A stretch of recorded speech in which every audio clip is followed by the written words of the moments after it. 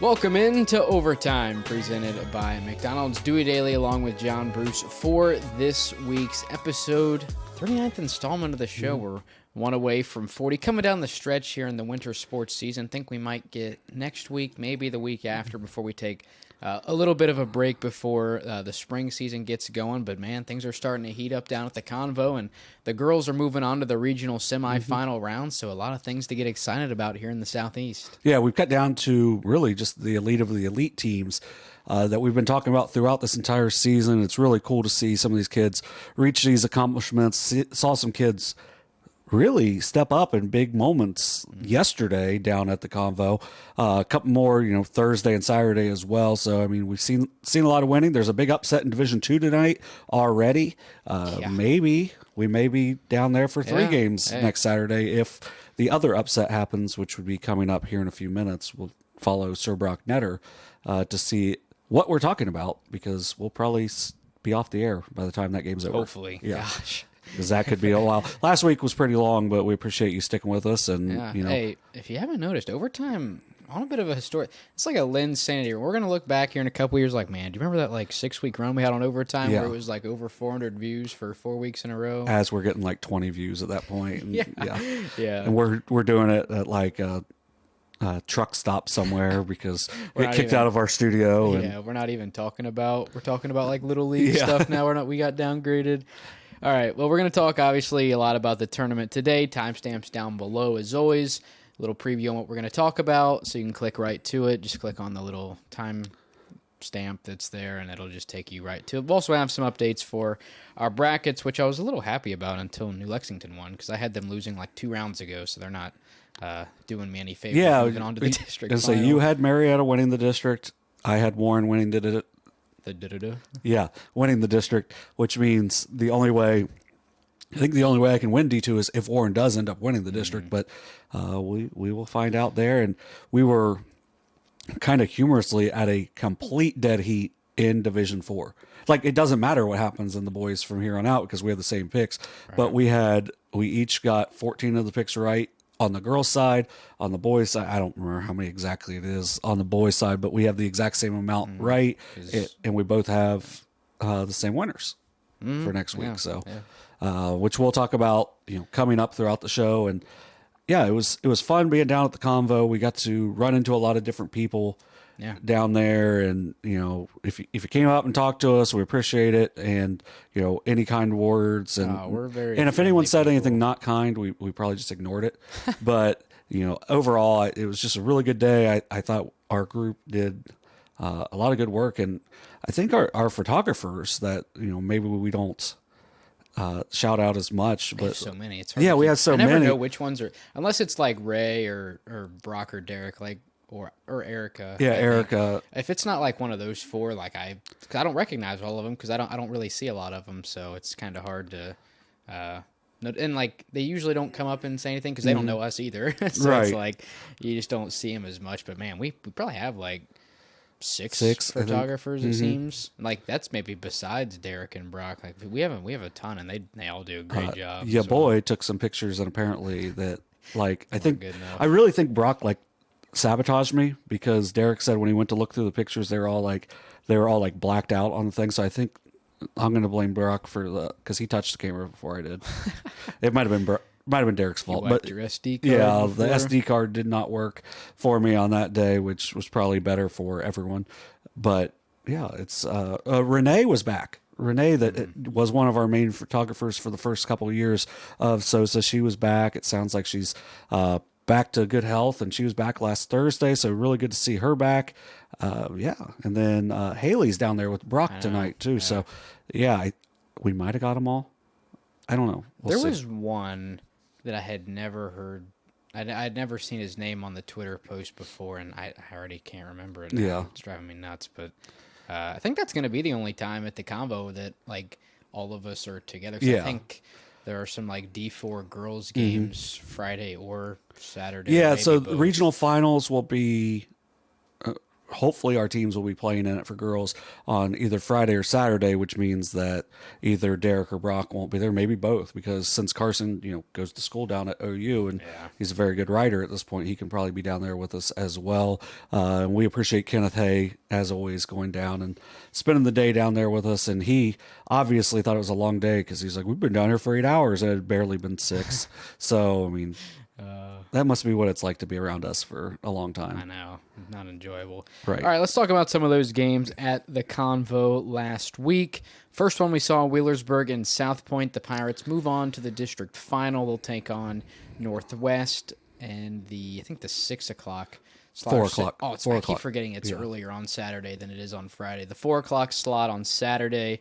Once again, they'll take on Northwest, who we'll talk about their win over Portsmouth here in a moment. But Wheelersburg gets the win. Not very good from the free throw line. I will say, it didn't seem like free throw shooting the last couple streams we've done hasn't been as great as we've seen this year. Yeah, because South Point they let Eastern Brown in that game because they shot so poorly at the line. I think they were 12 of 26 that night. Wheelersburg said, we'll see your 12 of 26 and we'll raise you 7 of 22. Yeah. I said 7 of 20 on the stream because I can't do math, but 7 of 22 was the final number. I mean, that's abysmal.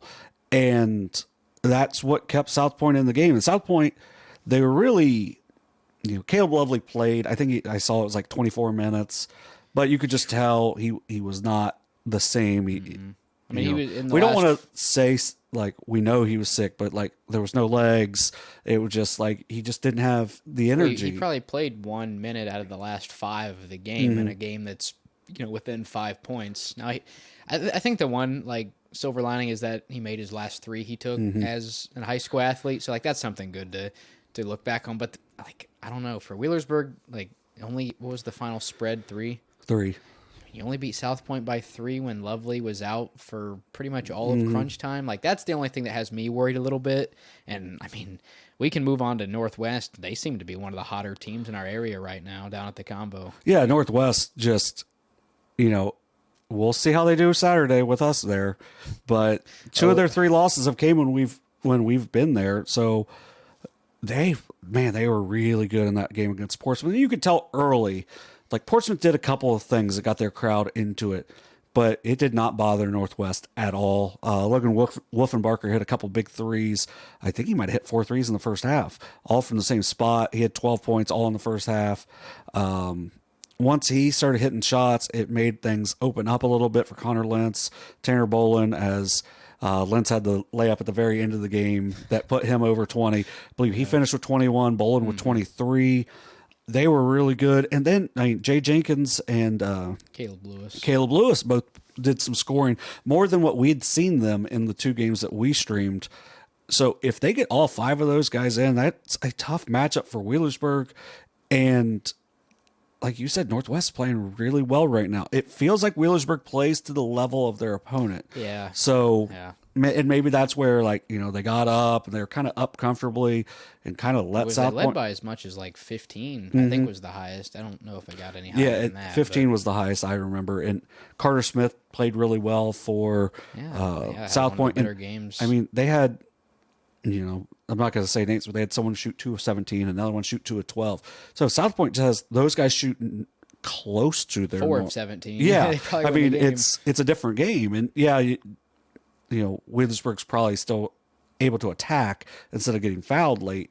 But if Devin Lattimore didn't play so well, he's put together 2 clinics the 2 times we've seen him live, and that's why he's probably a top 3 contender for Player of the Year in the SOC 3. I'm excited to see. I think that's one of the few leagues where the Player of the Year race is up in the air. I think a lot of times you get it where it's between 2 guys. There's 4 dudes that you could make a case for. Yeah, and we won't. Well, I guess we can do it right now. Well, I was gonna say, I think the thing that kind of hurts the Minford guys is they hurt each other. Yeah, they hurt each other, and then you cancel each other. Yeah, then you got Copley and Lattimore, and then Eli Roberts.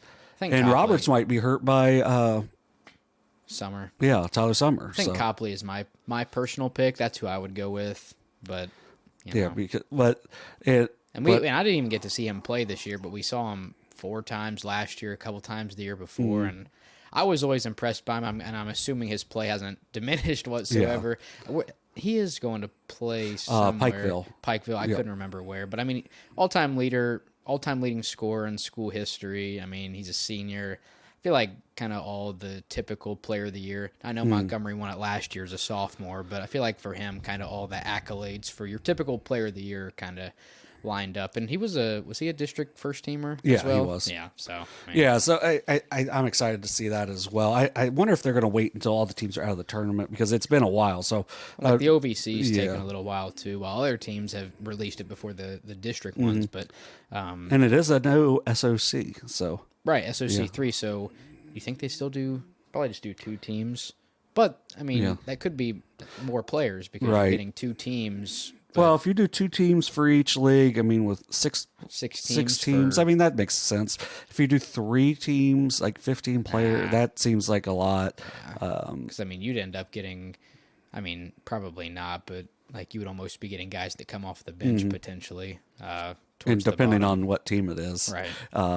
Yeah, now it could be like the South Point where they were rotating starters. Like Carter Smith had 19 points off the bench yesterday.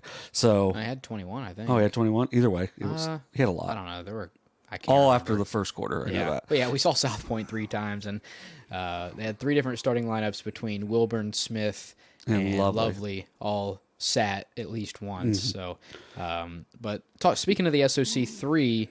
Minford comeback win against Fairland, who led by, I think, 1 going into the fourth quarter. One or two. Led by 1 with the Trevor Locko corner 3.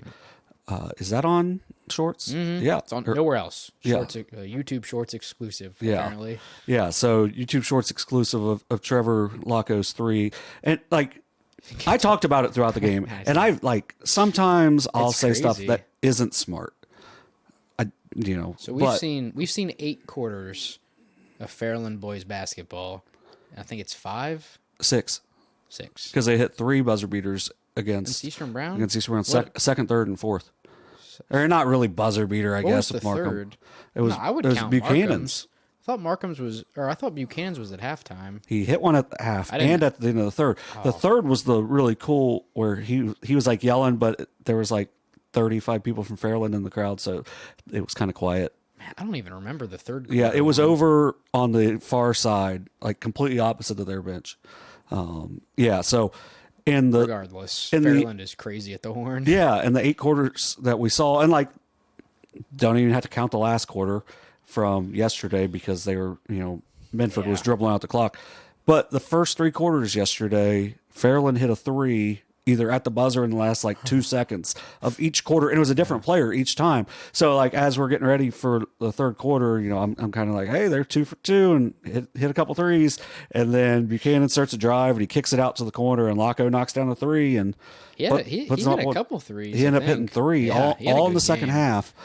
And I got his name right too. Yes, thankfully. That's a big thing. That's why I kept saying it. Oh, yeah. Once you say it a couple of times, you start to get into a rhythm. But down at Eastern Brown, the first couple of times I said it 3 different ways, and I was just I was all out of sorts. I wasn't even sure I got Markham's name right. I was stressing about it before I went because I don't know. I know him and Smith have a 3 or 4 inch height differential, but it doesn't seem like it. I don't know. I was just getting them mixed up down at Eastern Brown for some reason, but didn't have any trouble at the Convo, and I think that was. I don't know. That was probably the second most entertaining game. We didn't stay for the North Adams Ironton game. We should have stayed for the second half. Man, we'll go ahead and talk about that now. Well, North Adams, we can. Yeah, I was going to go more into the Minford stuff, but Minford calls timeout down 4 because Locko hit another 3 with about 6 minutes left in the fourth, and then after that it was pretty much all Bennett Kaiser, but also with a little bit of Miles Montgomery mixed in there, and they went on a 14-0 run to just completely take over the game. Also, this one's not just on Shorts because it's on Reels, YouTube, or Facebook, and everything. Instagram, Twitter, TikTok. Follow our TikTok. Is SOSA or SOSA Ohio? SOSA Ohio on TikTok. We've got 22 followers on there right now. Probably a lot of bots, but we put a lot of our shorts on there. So we're going to try to mix up some different content on there. If we did player of the weeks more than, might as well just be player of the month or players of the month. Yeah. Because we haven't had a player of the week for like 30 days, Yeah. probably 3 or 4 weeks. But we could put like slideshows on there of those, but we don't have any new ones, so Right. it's kind of So hard. yeah, so we're going to try to expand that a little bit as well, especially coming baseball season, which should be pretty fun. But yeah, it's a there we got a nice backdoor alley-oop from Jeffrey Pica to Bennett Kaiser. It's gotten a lot of traction on Facebook and on Instagram. And Kaiser, he only had 6 points going in the fourth, and he ended up with 17.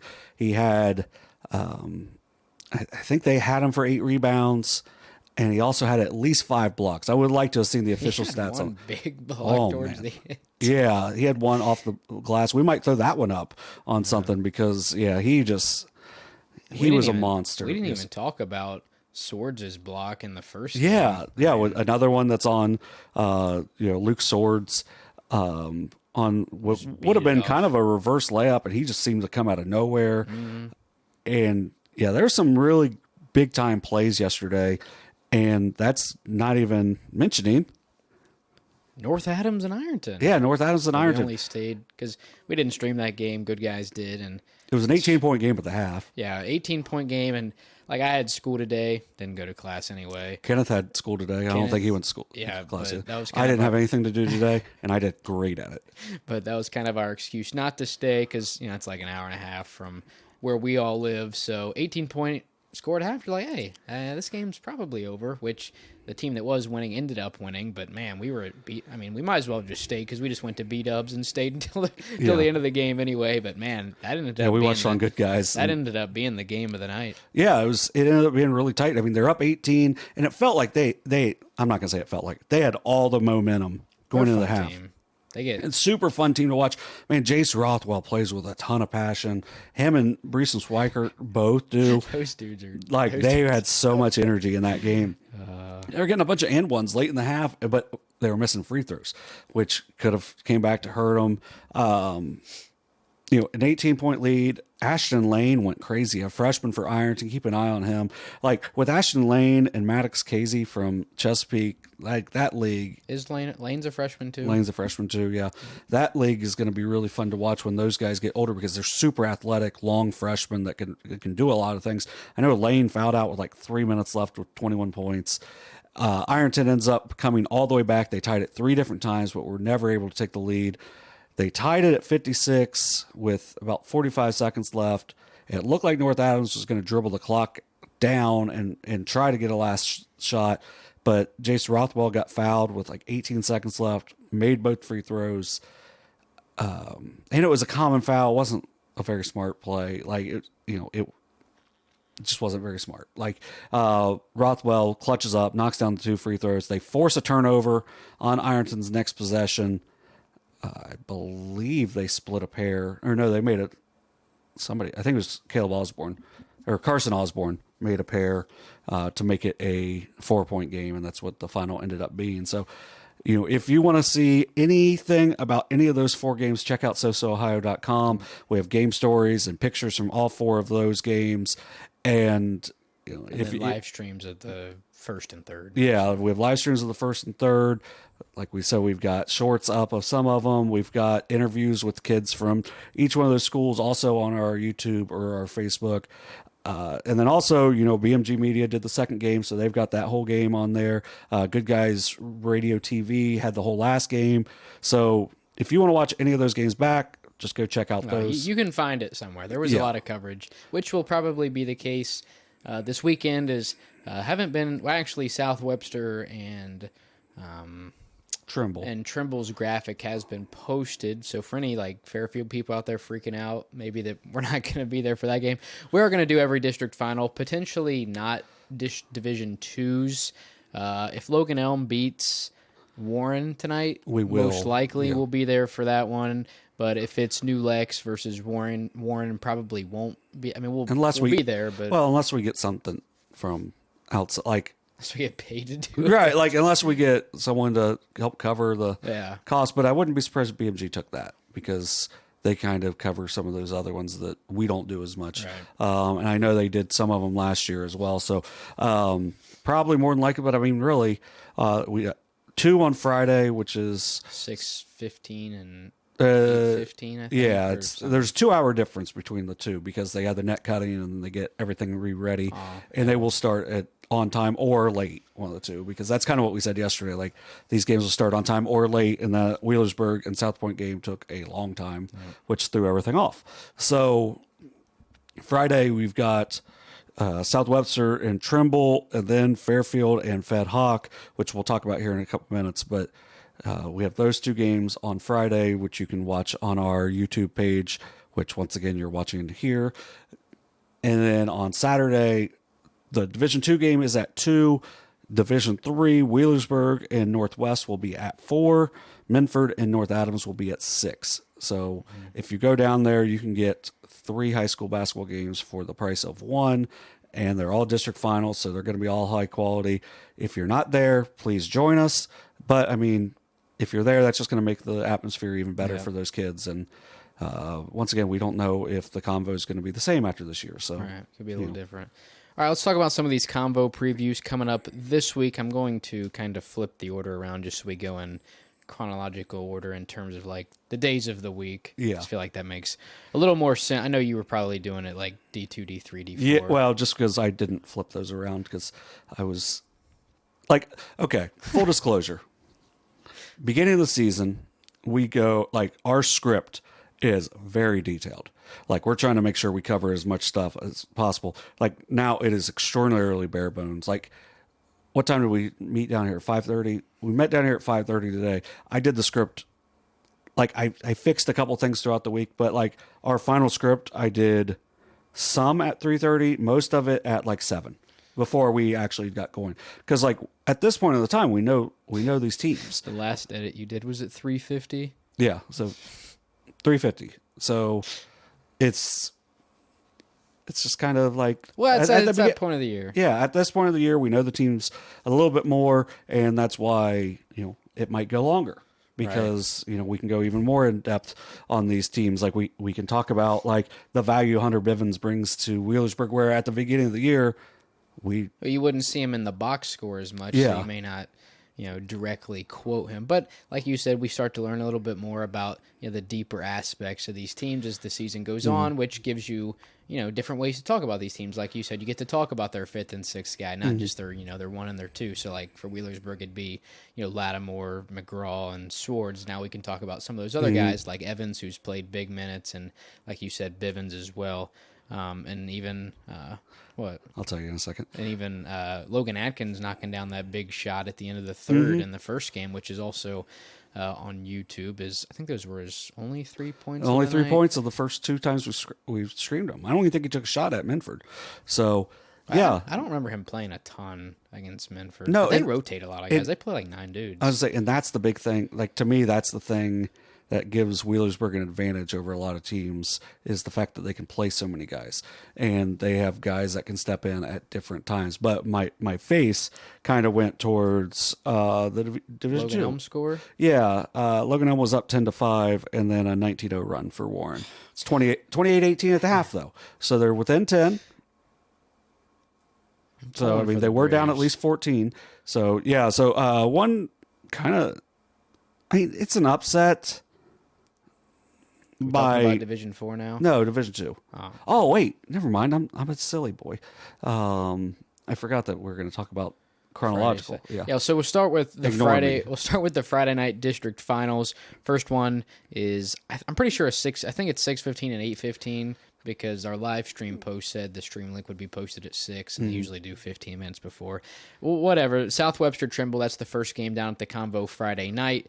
We will have that one. It will be John and I. Carson and John will have the Fairfield Fed Hawk game a bit later on. But, I mean, South Webster comes in 21-3. Trimble, a big win over Notre Dame in the district semifinal, one which neither of us were anticipating. And in terms of anticipating, we were really looking forward to that Notre Dame-Webster rematch as the Titans. I always want to call them the Spartans just because the Spartan Stadium. Yeah. But the Titans take down the Jeeps in South Webster by 10, so I was kind of looking forward to that. But, I mean, the Tomcats get the win, and, I mean, I don't know. We'll see what happens. South Webster Trimble. Yeah, so the big thing in that Trimble and Notre Dame game was, well, the big story was the 3-point line. Yeah, 3-point line. Not shooting. Yeah, not shooting. The actual it line. It was one of the worst things. And can we put do you think we can put a picture on? I bet we Did can. you take that picture? Yeah, I took that picture. Oh yeah, where that's getting put up there. Yeah, so like the picture that you're going to see here in a minute is the 3-point line. OU put very little to no effort on it. Was it just on that side or was both it sides? both sides? It was both sides. And it was like squared off instead of an arc. Yeah. And it was like a straight line from the top of the key to the wing, and then like from the wing to the corner, it's like another straight line. It was so bad. Yeah, it was not well done. But shout out to OU. It was fixed at least for Saturday's games, but also it was definitely fixed for our games yesterday, which would be Sunday. No, so it looked. I mean, if you would have told me last night, like Sunday's line was like on the court, like wasn't taped, like it was painted on, I would have believed you because it looked awesome. Yeah, it looked really good. So I think part of it was the fact that OU was going to play a men's game on Friday and a women's game on Saturday, so they were going to pull it up no matter what. So I think that was probably part of it. You think there's like a rule where they couldn't like actually just leave it? I think they could, but I doubt they would just because of it could change at any time. And maybe they don't think they have enough games there. Like, have you seen the... Like, do you think they tore it up last night and they're going to redo it for Friday? I don't know. They may. I think they would leave it down if they needed to, but I bet they pulled it up.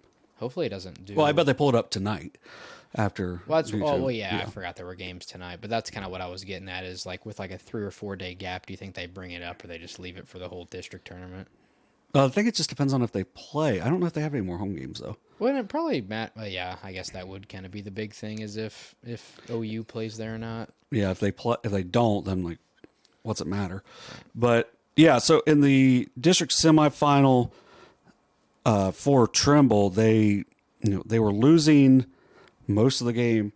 Overtime game. Yeah, went to double overtime presented by McDonald's. And presented by McDonald's. Yes, exactly. And squared. Yeah.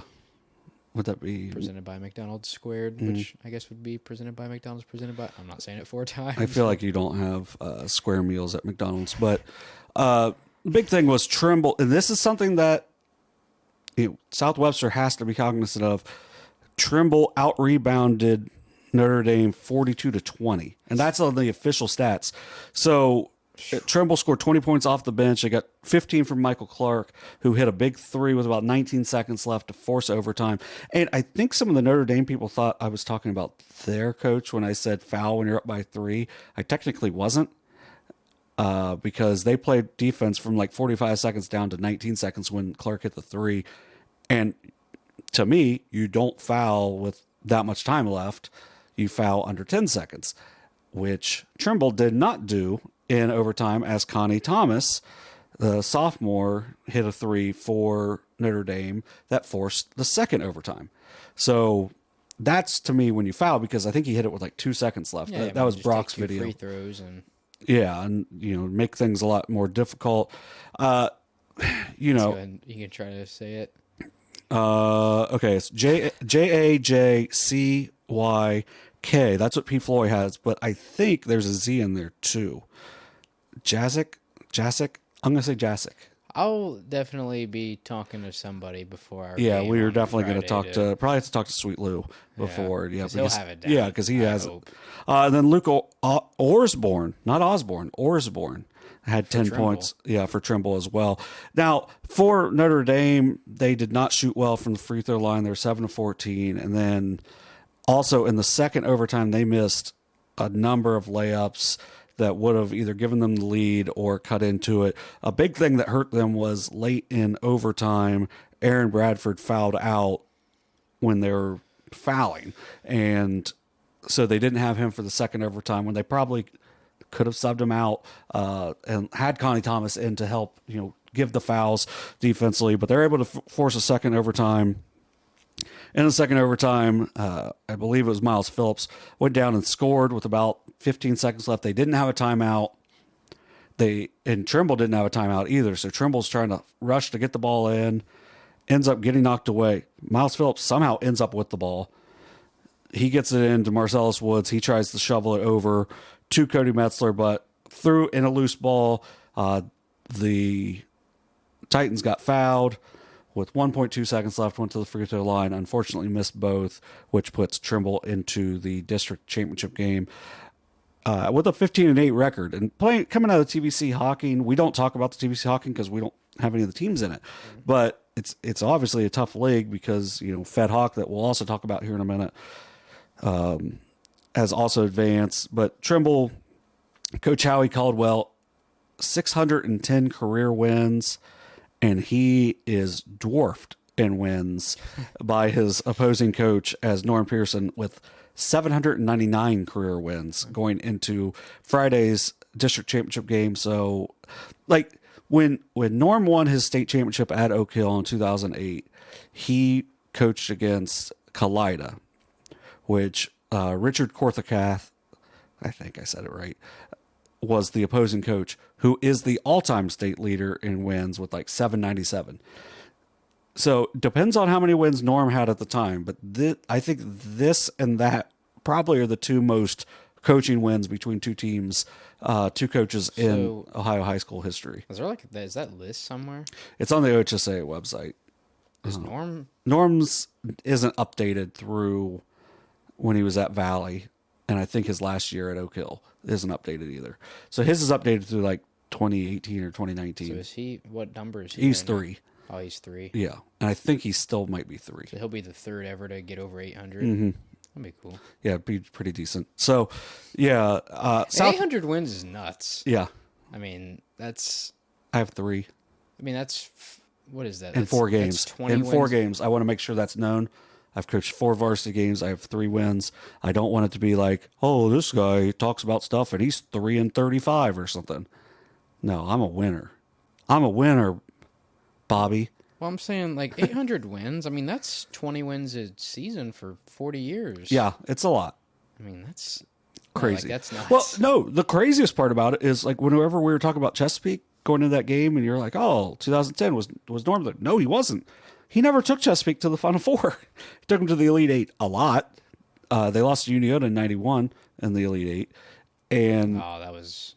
Combs and Miller. Why not us? Yeah, why not us? Yeah, check that out on the SVC Sports Zone YouTube page. It's a nice it's like an hour and a half. Yeah, and he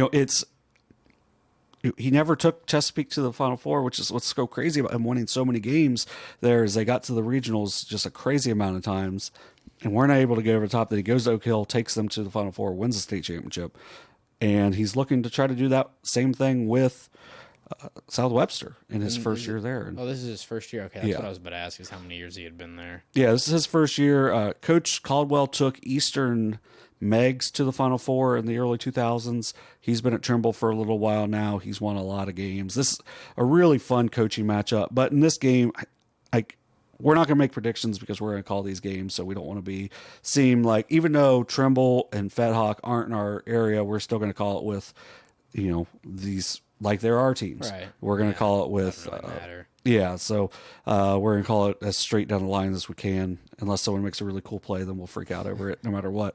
But for South Webster, Eli Roberts had a monster game in the semifinal. He had 31. Just an outstanding performance from him. And I think we're pretty much used to it. But in their win over Sims Valley was kind of hanging around a little bit. Ethan Smith had a really nice game. I think we'll talk about Sims Valley a good bit more next year on Overtime presented by McDonald's, because they return a lot of guys, and including Ethan Smith, who can really fill it up. But third quarter comes around and Eli Roberts just casually goes 4 for 4 from 3, and I feel like he was stepping back even further each one. Dude was just... Well, that's the one thing I noticed about, the players at the Convo understand that they put that line down for a reason.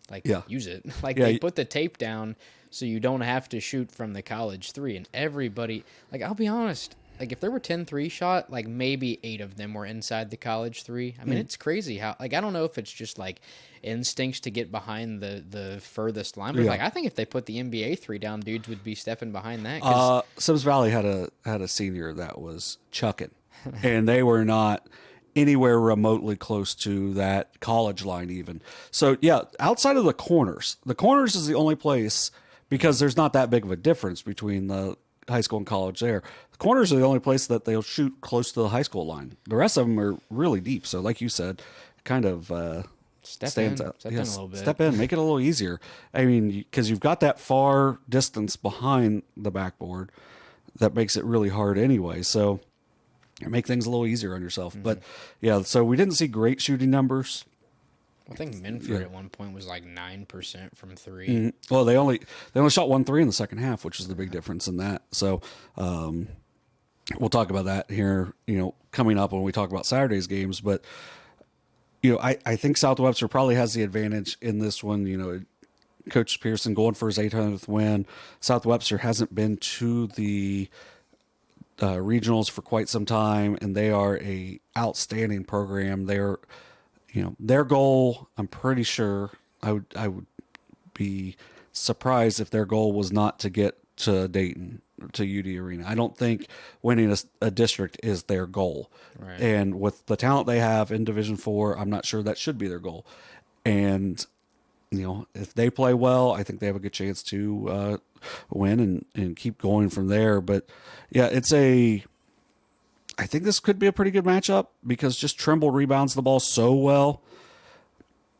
We'll kind of see. I think it's a game that if South Webster doesn't take them serious, could be really interesting down into the fourth quarter. But I think through at least a half, it'll be a really good game, and then it could be interesting from there, especially if Trimble's able to knock down some shots. Yeah, and that game will be live on our YouTube, as will the game following that with Carson and John. Speaking of that game, Fairfield and Federal Hocking in the nightcap of that night's contest. They've played once already this season, with Fairfield taking down the Lancers, and I think it was like a showcase. Holiday. Yeah, I think it was after the holiday, like a holiday-ish type tournament, or like you said, showcase down at Alexander. But they have played once already this season, with Fairfield winning by 13. Yep. I believe so. Yeah, that was the game. I had to leave right before that to come up and call Unioto. the Washington. Oh, so Unioto and Washington. Yeah, the Logan Elm teams that they beat. So Fed Hawk. If you haven't seen Fed Hawk, you're in for a treat because they've got 2 guys that can really go and really score. And Tariq Cottrell, who's just an outstanding point guard and really good scorer, and then Andrew Earhart's great shooter. Both are over 1,000 points. I think Cottrell may be their all-time leading scorer. Probably need to do a little bit more research in that aspect before we come up. Carson, that's on you. You got that, Carson. It's Yeah. not my job. I don't have that game. Yeah. You may be taking B-roll for something there. Something. Yeah. Maybe. Got to be doing something Division that day. 2. Well, no, not the D4 game. Well, you might. You got to have something to do that night. Yeah, sit there and watch. I won't be doing anything. Not getting paid for it. So, No. yeah, so Fairfield won 60-47 over at Alexander at their Holiday Classic over Fed Hawk. And, Larkin Friend, once again, hilarious numbers in that district semifinal win over Manchester, as he had 12 points and 19 rebounds. I believe he's listed at 6'1", 19 rebounds in the game. So he just does a little bit of everything. So if you haven't seen him play, make sure you check out that live stream because you'll be in for a treat for that. And that night, Logan McIntosh had a really big game over Manchester. And we've kind of been waiting for that because I talked him up early in the season. Then when we had the game over against North Adams, he didn't play really well. And it seemed like he was trying to figure some things out, and he definitely figured it out in a big way in that win over Manchester the other night. So Fairfield, they got to the district finals last year where they fell. Do you know who they fell to? South Point? No. Or what It was team? Green. It was Fairfield. They lost to Green. I almost said Fed Hawk, but I forgot that Fed Hawk beat Notre Dame. So Fed Hawk won a district championship last year, which is like the first time since like 1970 that they had done so. Fairfield, it's been since 2014 since they won a district, which was the first year after Coach Williams was there. And, Coach Williams has won a whole lot of games. It would be a nice capper over his first 2 years to win another one. So big thing to watch, especially if you're a South Webster fan, watching that Fairfield and Federal Hawking game. if South Webster wins, that's who they would play in the regional semifinal, which would be the following week, also at the Convocation Center. So I believe that game would be on a Tuesday. Let me see. What is today's date? Today is the 4th, so yeah, it would be on a Tuesday because it would be the 12th. They would play the nightcap over at the Convocation Center. Most likely, Berlin Hiland would be the team that would be coming out of the East from that one. So I think this night game is going to be a really good game. I think you're going to be, as you're watching it, you're like, man, I wish I was calling this one too, because it's going to be really fun, because the way Fedhawk plays, they play up tempo, they really get after you defensively, and they've got the two just knockdown scorers. And then Fairfield's going to really guard you, and they've got a bunch of different guys that can score as well, because you got Trey House, Gabe Fouch. I mean, they've got to do Cade Miller. Cade Miller, that's the other one I was thinking of. And, they mixed up they've changed up a little bit of the rotation based off of what I was watching the other night. So I don't want to like dig deeper into the names in case they're not playing as much this time around. So it should be a pretty interesting matchup. I think it'll probably be closer than that first game that they played over at Alexander, but it'll be the second time over in Athens County that those two are going to be matching up. Nah, I think that'll. I mean, on paper, you think it would be the more competitive game. Right. But, I mean, who knows? I mean, there were a lot of outcomes that we thought we would see on Sunday night that definitely went other directions. So, I mean, that's what makes basketball at the Convo so great is, I mean, you just never know. And that's when you have teams like Logan Elm, where they're under 500 the whole regular season. And, I mean, they might be above 500 before the season's over now, just with how many tournament games they're winning. But not now. They're down 10 at the half. No, they were only losing by 6. Check again. How did it get bad? Yeah. 10-0 run. They're down 16. 22. And under 2 minutes. A 10-0 run for Warren. That Warren team is really nasty. And you want to know what the nastiest part about them? One senior. Ooh. Yeah. They've got a ton of guards, and the Stadelman kid is awesome. So, I mean, they're, we would talk more about Division II, but probably not going to be covering it, and it's going to be two teams not in our area. But if you are going on Saturday for the Division III games, I advise you to get there, because the guard matchup in that game between New Lexington and Warren will be really high level, even though it's not players that you're not really going to recognize if you're from our area. Man, it's some really good junior guards too. So it won't be a matchup that you'll see next year, because I think Warren will probably be Division III, and then New Lexington will definitely be Division IV, if not Division V.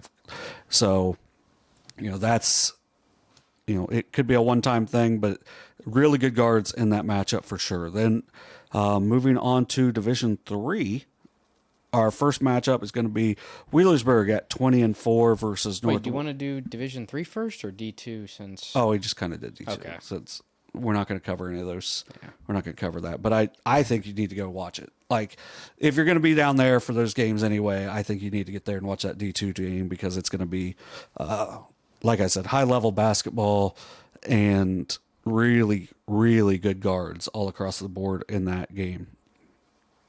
All right, now we can go on to D3. Yeah, now we're down D3. So, 4:00 game will be Wheelersburg 20-4, SOC 3 champs against the Northwest Mohawks at 22-3, the SOC 2 champs, who were SOC 2 members coming into this year. As Wheelersburg bumped up, Northwest stayed, and normally these two teams would play twice a year. Not anymore. Northwest. I'm surprised they didn't play at least once. Right. Well, you would think all of those, especially the SOC 2 and the SOC 3, would usually play. Well, I think the SOC 2 played a lot of people from both 3 and 1. Just that matchup just didn't happen. Yeah, it just didn't match. I know they played Waverly. I don't know if they played. I mean, I'm guessing they played Valley just because of how close they're. What? Maybe they did. Maybe they didn't play very many. Well, I mean, they had to have played Valley just because of how close they are. And you would we think. saw them play Waverly. I'm gonna pull up their schedule.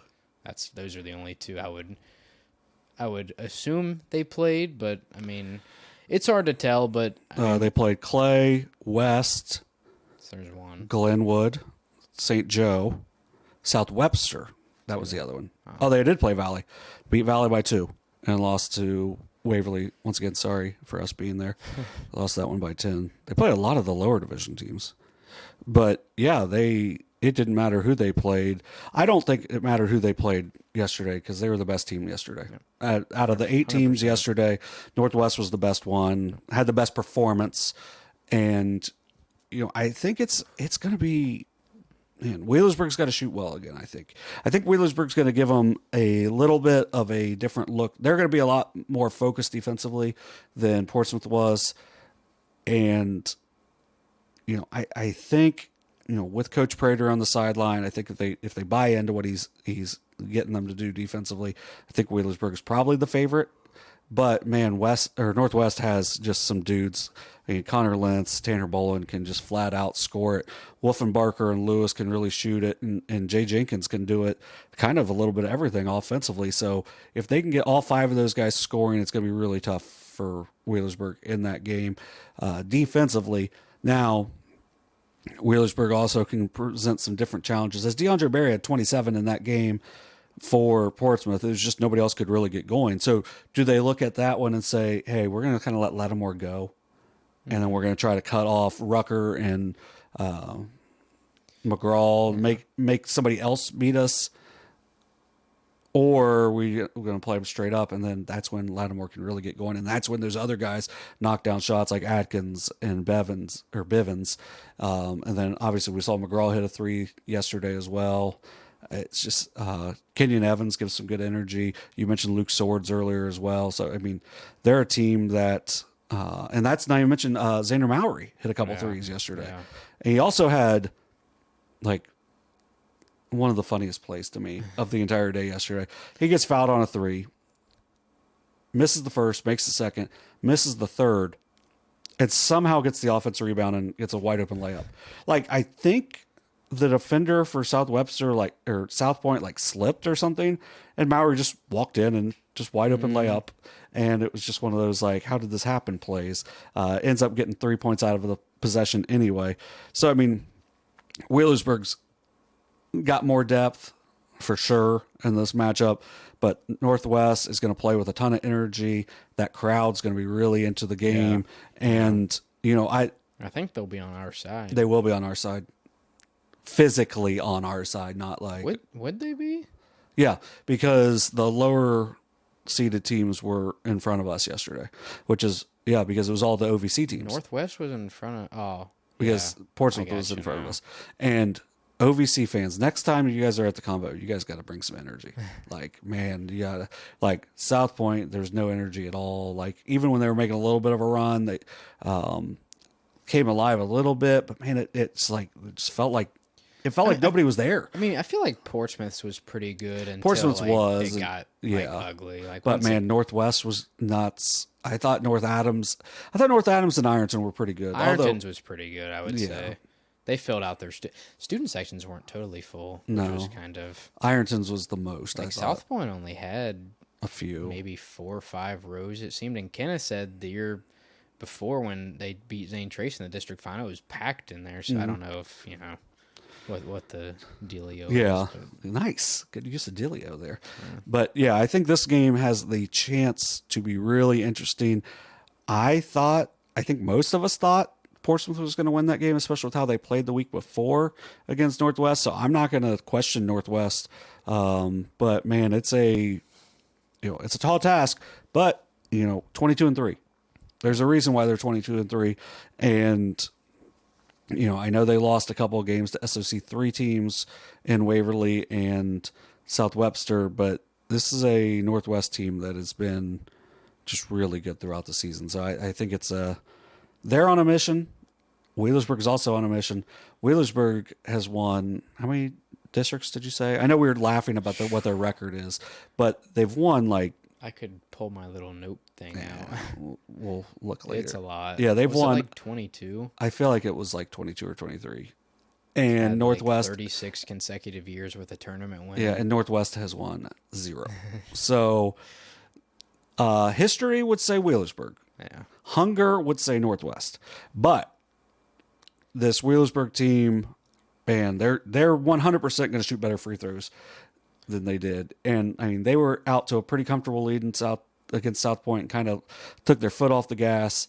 They can't do that with this Northwest team, because if this Northwest team is healthy, there's a reason why they went 22-3. Well, the thing for Northwest is this year seems like this is their last chance to win a district title, at least the next couple of years. Yeah. Like, you're graduating 4 seniors, and like I think Wolfenbarker, like the main guy that's coming back, and he's only a sophomore. They had a good JV team, but that's also but that's also JV guys playing against. Maybe you're playing against guys that their younger guys are already up. Yeah. So you're not playing against as good. So I'm not saying they're not going to have a good year or not like compete in the SOC too. I'm just talking about at the district level. I mean, especially with the school size. Right. Like when you're going to have to play Wheelers. Minford's going to be the exact same team next year.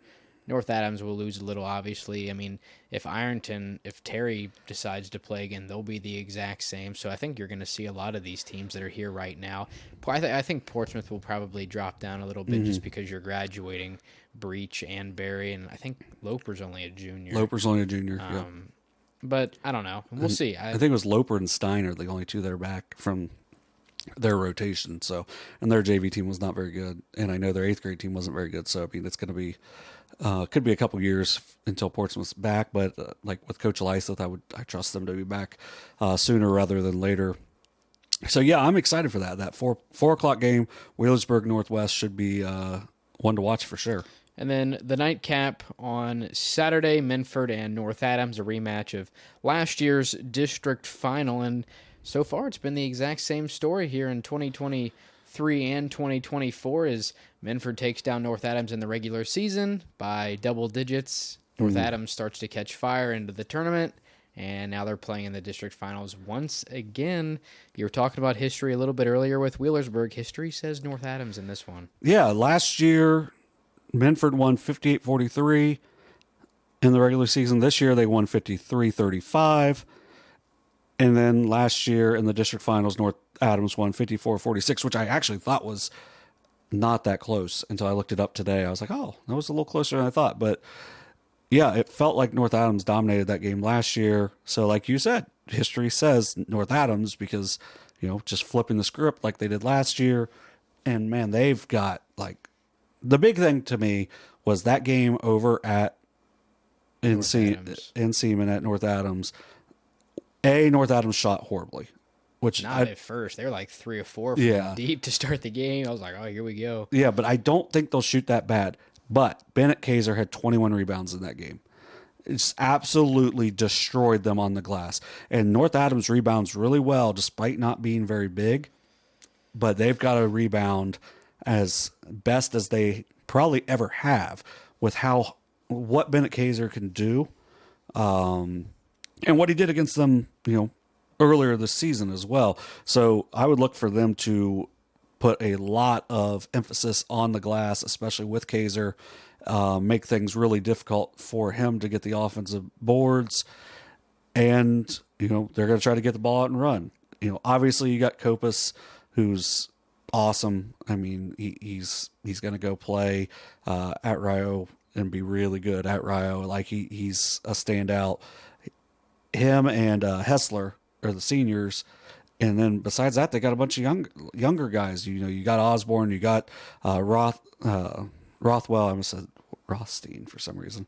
You got Rothwell, you got Swikert. Like those dudes, not only do they play with a ton of passion, but they play with a little bit of an edge to themselves. Like we were kind of laughing about it earlier and yesterday. Like those guys, a lot of energy. Like they don't seem like they're the most fun to play against. And if you don't, fun to watch. They're fun to watch. Yeah, super fun team to watch. Had a couple kids come off the bench. I know Rogers and Young hit threes yesterday. I mean, they've got 7 guys. They're a well-coached team.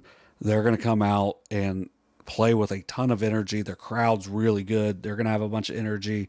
But if Minford can do what they did in that second half against Fairland, which is pound the ball inside, they shot 1 3 in the second half. Everything else was in the paint or a nice, solid mid-range jumper. It seems They like got to the line a ton. I mean, I don't know if we didn't talk about this. Free throws are 26-2 in shot attempts between them and Fairland. And I mean, Fairland was fouling late, but at the same time, it was because, Minford's going to the hoop constantly, going hard to the basket, getting a lot of fouls. I mean, they've got guys that can play above the rim. We haven't mentioned Jackson Shoemaker yet. I mean, he had a really solid game. He had 9 yesterday. Still didn't look super confident from 3, which I hope he gets that one down throughout the week because, man, he can really shoot it. But Troy Rhodes had 8 in that game yesterday. Jeff Pika had a couple, but plays really good defense.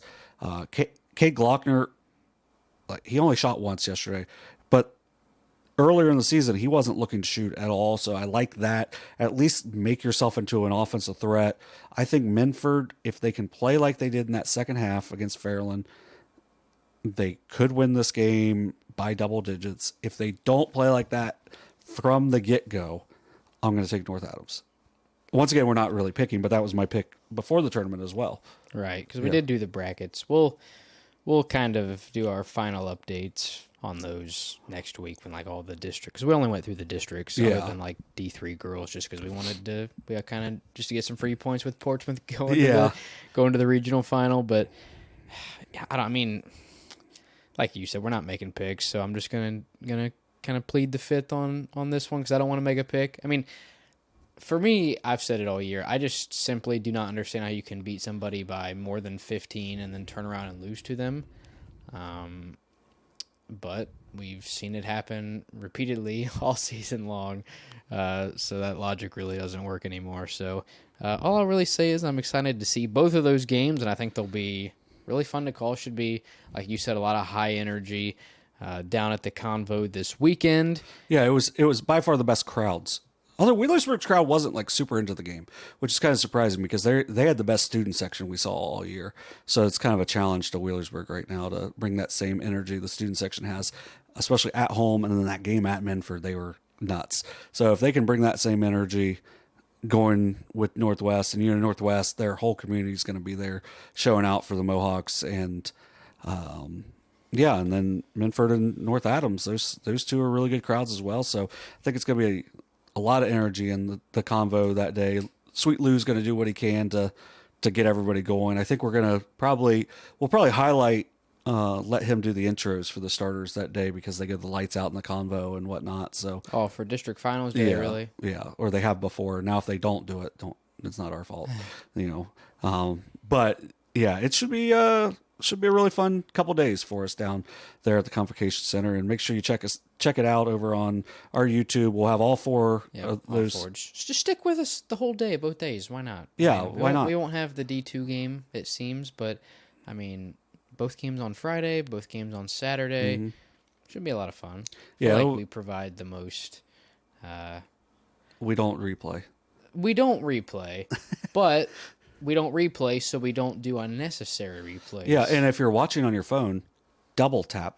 You can go back. I mean, it's not like TV that's how where you you can't record. I'm that's kind of my dad would always complain that we didn't do replay. I'm like, yeah, maybe if you're watching on your TV, it might be tough. But if you're watching on a mobile device or maybe even a touchscreen computer, I mean, just double tap 10 seconds back and you can go watch it as many times as you want. But I mean, well, and then also, we do have our sponsors, but between the sponsors and the fact that we have a 3-man crew at these games is why we can do this free of charge.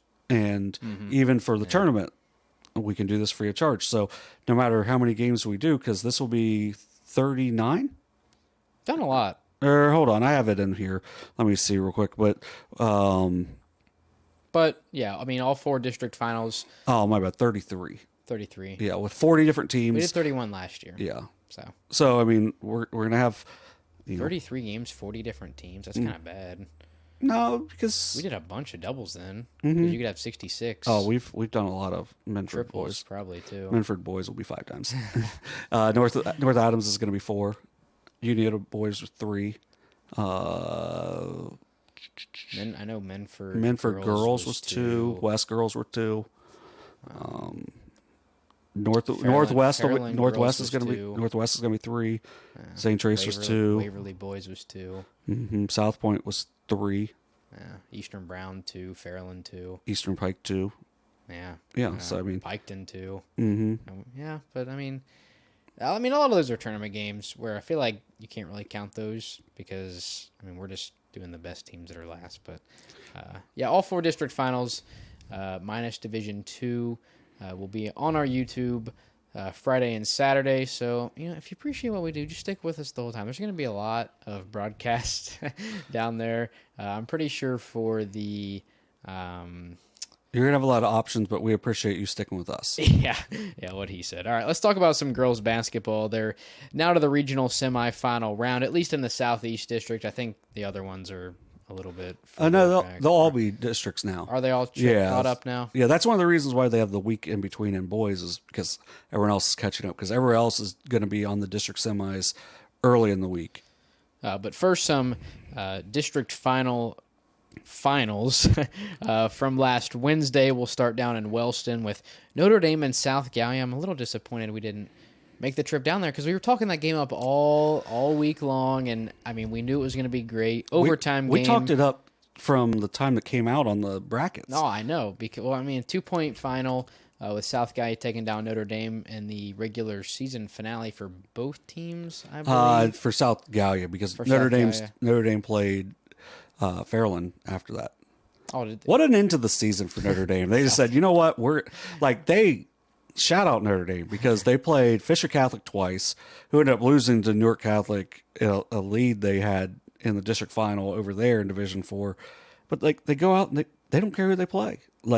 Maybe their league doesn't give them the full challenge throughout the year, but a lot of those teams have some really good young players coming up, which is going to be exciting to talk about in the future because Clay and Green both have some really good young talent coming up. But for Notre Dame, they go out and really push themselves, and that's why they win their 5th district title in 8 years. Well, and for a lot of those schools like Green and Clay you just mentioned, it's almost not even in terms of talent, they just don't have the numbers. Bodies. Yeah, they just don't have warm bodies. I think Green had a fair amount of players, but they're all young too. I know we've talked about Clay a bunch, where sometimes they have 4 players, and it's the end of the season with a win. Yeah, sometimes did they play their last regular season? Yeah, they played after. I think they beat East in a close game. But going back, and I think somebody broke the school record for assists. I think it was Kraft broke the school record for assists in a game.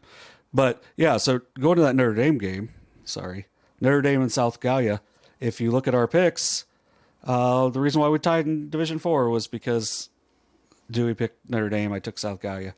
Good job. Good job to Dewey and the Titans for shaking. Matt told me it was a good pick. He was right. Oh, he was 100% right. Yeah. Took overtime, but... Yeah, so I'm sitting there the other night on Thursday, Notre Dame's playing, and JD comes up behind Brock and starts talking to him, and he goes, yeah, and he picked against us. I'm like, well, at least someone's watching. Is that their girls' head coach? Yeah. Okay. Like I said, Notre Dame girls have just, because we hadn't covered them, and typically, I know we do the podcast and everything, but if we don't stream a game, I usually don't do a ton of research on them. It seems like anytime we talked about Notre Dame girls, it was you kind of leading the charge. So, but yeah, I think it was, what did you write? Yeah, 5th district title in 8 seasons. I think we can call it a dynasty at this point down in Portsmouth with the Titans. Well, and you hear 5th district title in 8 seasons. Obviously, that's really good. They've won 130 straight league games, something crazy like that. They've won a bunch of sectionals in a row. But Division 4 girls basketball, girls basketball in the Southeast is no joke in any division. But Division 4 is really good because Waterford's won multiple state championships in the last 10 years, and they are the last team in the Southeast District and the Super East part. But at the same time, Southeast District. So that means you probably got to beat them at some point. Eastern, Reedsville, I believe, won a state championship in the last decade also. So, you've got state champions coming from over there, and then you've got Notre Dame, who coming out of Portsmouth has won 5 districts, when at most there's, 8 times 2, 16 districts. So they've won, 5 of the 16 available districts, and I would guess Waterford's probably won most of the others. I know South Gallia won one last year by beating Waterford, so I mean that was what was considered a big upset at the time. But in this game, Notre Dame has to come back from behind. They go through Katie Strickland inside. She had 26.7 rebounds, was huge for them in regulation, and then in overtime also. Gracie Ashley's was also big on the interior, 20 points, 7 rebounds, 5 assists. Ella Kirby had 13 points for the winners as well. Notre Dame wins 70-64 in overtime. You know, South Gallia, like, we watched their JV team. We were impressed by them. Mm-hmm. I think they've still got some good pieces coming back next year, but they are going to graduate a couple, like Tori Triplett, who had 25 points in the game. Morgan Lyons, 1,000-point scorer, going to go play at Rio. She had 20 points, 6 rebounds in the game. JC Booth was one to watch for. She hit 4 threes in the game. She had 12 points for South Gallia. Great season for the Rebels. They are SOC 2 champions, district runner-up. And just, you know, an outstanding season for them in their first year in the SOC 2. But Annabelle Ball coming back and makes. She didn't play like the entire second half of the season. Yeah, and then she didn't play against South Gallia, so she comes back and makes a big difference in that game for the Titans as they will move on. And we'll talk about them a little bit for their regional game with Berlin Hiland coming on, but they've got a big challenge coming up.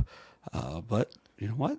Why not? What was the girl's name for South Gallia? Did she graduate too that didn't play? No, she'll be back. She's that's what I thought you were just talking about with Ball, because that's why I said she didn't play the whole second half. Clary's her last name for South Gallia. She missed the whole season, so she'll be back. That's who when you said Ball, that's who I thought you were talking about. No, but Ball missed the first game when they played, and that's what Matt told me after I'd already picked. Yeah, against them. You kind of got hosed. But it still went into overtime, so it's not like it was, I mean, obviously it was close in regulation. Yeah. Speaking of not close in regulation, we move on to pretty much every other district championship game in the Southeast District. The district titles in girls in our area, outside of Notre Dame and South Gallia, were not close. There was not one within 10 points. No, and I don't think one within 20. D3 wasn't. All of them were over 20? 20, 22. Yeah, every other game besides the one that went to overtime was decided by 20 points or more. So yeah, very impressive. Like a very, very opposite of last year. Yes. I mean, like the 2 games last year over at Southeastern in Division II girls, like I think Fairland ended up beating Fairfield Union by 15 or 20, but that game was tight for 3 quarters. Yeah. And Fairfield Union was weren't they like a 15 seed or something ridiculous? And then obviously Unioto and Sheridan came down to the wire. And then like both games at Waverly on Saturday were there 2 games at Waverly? Yeah, there were only 2 last year. Like Portsmouth West comes from behind to beat Portsmouth in the district final. North Adams does the same against Fairfield. I mean, the district finals in girls last year were crazy. Yeah. Just polar opposites this year. Yeah, complete opposites, but I think that just shows how good those teams are at the top. I mean, like, Unioto had some injuries and some other stuff happened that, you know, took away, you know, a couple of really good players for them. Still lost by 37 to Fairland. Fairland, 12 of 26 from 3. It felt like they made more threes than Unioto made baskets. Yeah. I think Unioto made 11 total field goals, and Fairland made 12 from 3. So I mean, that's gonna do it most of the time. And like if they can get you know, Cam Barnett's to shoot like she did over at Zane Trace, or not Zane Trace, at Southeastern, like they're gonna be just absolutely at another level to stop. Yeah, and Logan lost by 20. Who did? Logan. Shout out to the Braves for a great run, though. I mean, really furthest team in our coverage area in Division II. Yeah, so great run by them. But yeah, so going back to Division II girls, I mean, if you would have, like the Unioto people. So obviously, you know, we've graduated from Unioto. We still know a lot of the people from Unioto. Hearing the way the Unioto fans that followed the Unioto girls talk about this Fairland team. Like, because how highly they thought of this Unioto team, and it's a 37-point game. Like, you would have thought they're playing a like Division I college team with how highly the Unioto people think of this Fairland group, and I don't blame them. Like, I mean, when you get beat by 27 last year and then 37 this year, I mean, that's like it's hard to fathom when you've what they finished 21-4. Unioto. Yeah, 20-4. No, 21-4. They finished 21-4 this year. They were 24-1 last year, 25-1. So I mean, you've won a ton of games. The games you've lost have been close, and then you play Fairland. Like, yeah, and Fairland's they've been a machine. Kylie Bruce, Bree Allen was really good that night. Obviously Barnett's, Bailey Russell scores at a different level. Addison Godby, just really good. Issa Taliaferro, just gives them outstanding effort off the bench. And the fact, they typically play 6 and they don't get tired. They have their rotation. They're going to come out when they're going to come out. And they know as soon as Taliaferro comes out on the court, there is no drop off at all. And that just shows the IQ, the coaching, just the talent that they have. And it's, they're very smart. They're tough. Like before the game's over at Southeastern, I thought Sheridan was probably the favorite to make a run to the state. That's changed. Like, and that Sheridan team's really, really good. I mean, they're 25-0 for a reason. I really hope, and obviously we wouldn't be able to live stream this most likely, but I mean, a Fairland and Sheridan matchup would be that'd be pretty cool. But like, it may not be, because like last year we were thinking, man, Unioto and Fairland, that's gonna be awesome. Yeah, and it wasn't. It wasn't awesome at all. So I'm kind of skeptical that Fairland and Sheridan could be a little more similar to like last year's Unioto Fairland game, where a lot of hype going in, but then Fairland wins by double digits and makes it to the Final Four. And yeah. Now, one thing for Sheridan, I wasn't sure, like, with how they acted in the game against Jackson, I wasn't sure how tough they were. But one team that will test your toughness was Circleville, and they didn't back down at all against Circleville. Jamison Stinson got going from 3. They ended up winning that game by 20. It was kind of close throughout the first half, and then Stinson got hot late. To me, that kind of answered, like, okay, this is a tough team. They play Carrollton, and Fairland plays West Muskingum. We'll kind of talk about those games coming up, but I would be shocked if Fairland and Sheridan don't have kind of sizable wins on today, between those two games. So we can just jump right into them. That's our next thing we're going to talk about, Fairland and West Muskingum, and as you said, Sheridan and Carrollton. Yeah, Fairland and West Muskingum. West Muskingum comes in at 22-3. The Tornadoes, a good program over there in the Zanesville area. It's kind of like a home game for them. Yeah, it's really close. I think it's like within 10 minutes of from West Muskingum to Fairland. I had my worst basketball moment at West Muskingum. Like, besides that, I think Zanesville has one of the cooler floors. Yes, I like it. I can't remember exactly what it looks like, but it's like a basketball, like, with whatever their mascot. Well, and I like their setup because they've got four sides and everything. They've got both sides under the basket. I'm assuming somebody will be streaming it. Most likely, you will probably have to pay. And if you have to pay, make sure you are double checking the quality of it before. Yes, and the legitimacy, like Dewey said, make sure you're checking out, like, see if the OHSA says that that's what it's going to be through, because you don't want to get ripped off.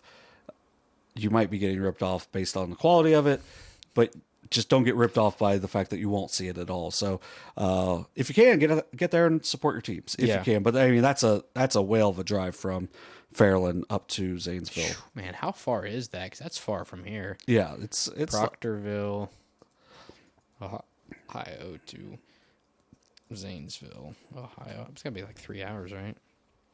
2:45. I was gonna say 2:45, yeah, which means 3 on a bus at least. Yeah. So you got Fairland at 24-1 against West Muskingum 22-3.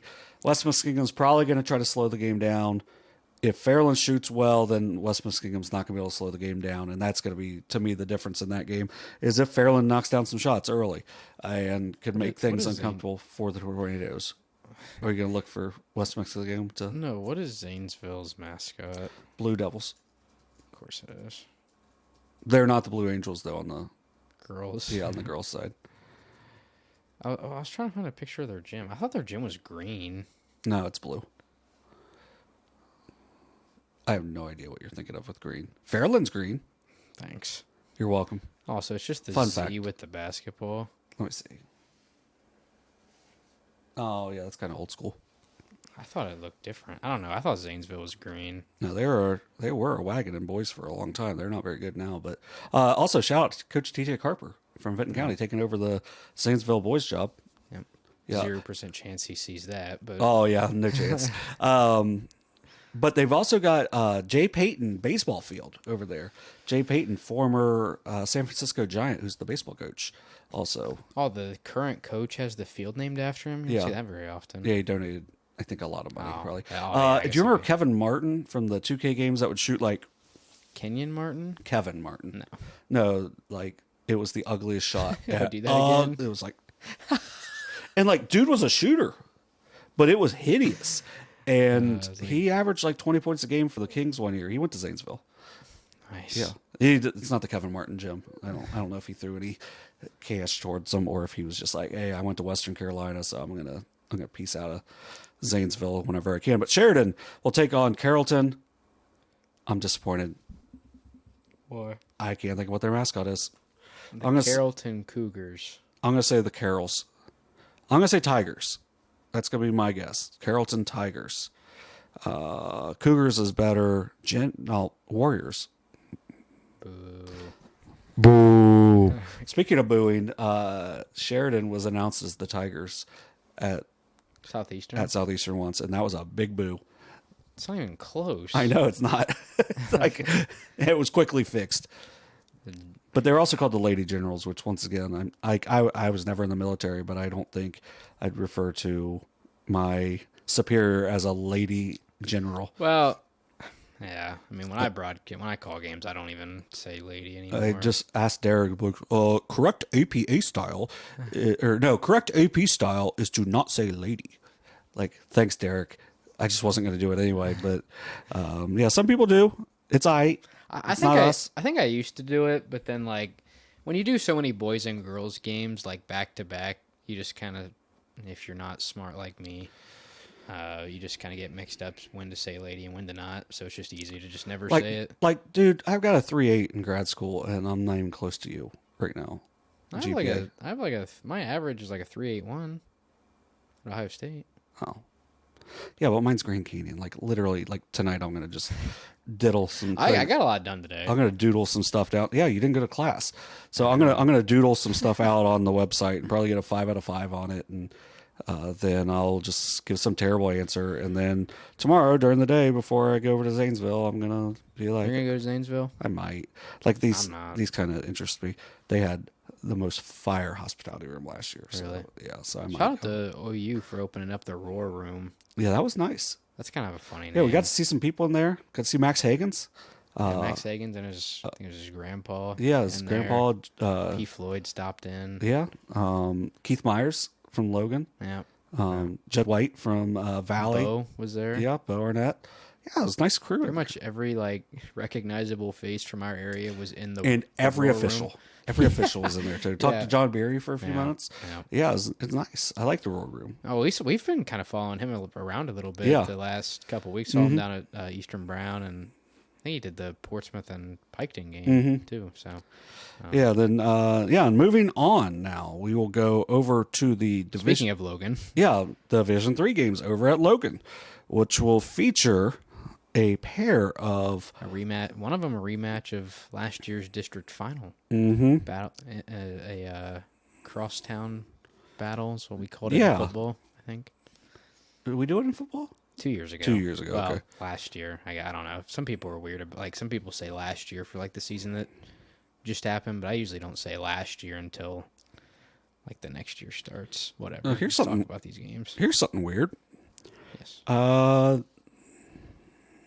6 of the 8 regional games are being played on Wednesday. 2 are being played on Thursday. Not our district. But the okay. but the district that we would be playing, that will be disgusting. Coming out of disgusting, disgusting good or disgusting bad? good. Margarita. It's got 2 T's. I think it's Etta. I like Marietta. Yeah. So they play Harvest Prep, Ottawa Glandorf. Oh, aren't those like the Zeus people? Their mascot, isn't it like a dude with a lightning bolt? Yeah, they're the Titans, and it's like legit, like it's so cool. I forgot about that. They play Liberty Center. What is it? Ollendorf? Ottawa Glandorf. I remember you, Ottawa Glandorf. Yeah. I remember you sent me that. Yeah. What is it? Oh, the Titans. Yeah. This is what Notre Dame needs. I think they're in. They call like their. that. I don't know if they can really see that. Yeah, they call it the Supreme Court is their gym. Oh, no way. Yeah, and there is no way it's the smallest gym I think I've ever seen. Like that would make sense. With how many people are in it. Like I watched.